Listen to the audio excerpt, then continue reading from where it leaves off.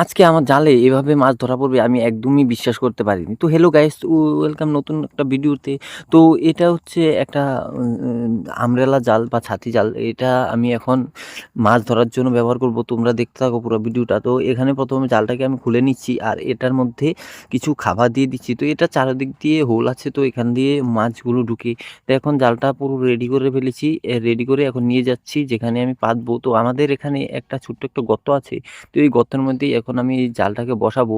দেখি আজকে কি মাছ লাগে। তো পুরো জায়গাটাকে পরিষ্কার করে এখন জালটাকে বসিয়ে ফেলছি। তো জালটা বসানোর জন্য খুবই কষ্ট হচ্ছে, কারণ প্রচুর পরিমাণে আবর্জনা হয়ে রয়েছে, ঘাস-টাস উঠে রয়েছে। তো এটাকে পরিষ্কার করে জালটাকে বসিয়ে ফেললাম সুন্দরভাবে, যাতে পুরো জালটা জলের নিচে ডুবে থাকে। এখানে জালটা বসিয়ে ফেলার পর তারপরে এর উপরে কিছু আবর্জনা দিতে হবে। তো এর জন্য আমি কিছু ডালপালা কেটে নিয়ে আসবো। তো এখানে ডালপালা কেটে নিয়ে জালটাকে ঘুরা দিয়ে দিচ্ছি যাতে কেউ না দেখে। তো আজকে জাল পাতা হয়ে গেছে, তো এখন চলে যাচ্ছি বাড়িতে। তো কিছুক্ষণ পরে তো আসলাম বাড়ি থেকে, তো দেখি কি ধরনের মাছ এই জালে ধরে মানে উঠেছে।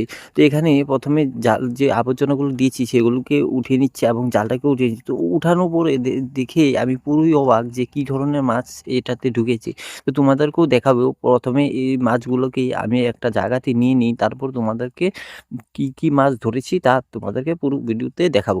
তো এই মাছগুলোকে আমি এখন ব্যাগে নিয়ে নিচ্ছি। তো এর ফাঁকে একটা কথা বলে রাখি, চ্যানেলটাকে তোমরা কেউ সাবস্ক্রাইব করো না, অবশ্যই সাবস্ক্রাইব করে রাখবে যাতে ভিডিওগুলো দেখতে পারো। তো এখানে আবার এই জালটাকে বসিয়ে ফেলছি, কারণ এটাকে এখন বসালে আবার কালকে সকালে এটাকে দেখবো যে এখানে কি মাছ লেগেছে। তো এখন এই মাছগুলি দেখাও।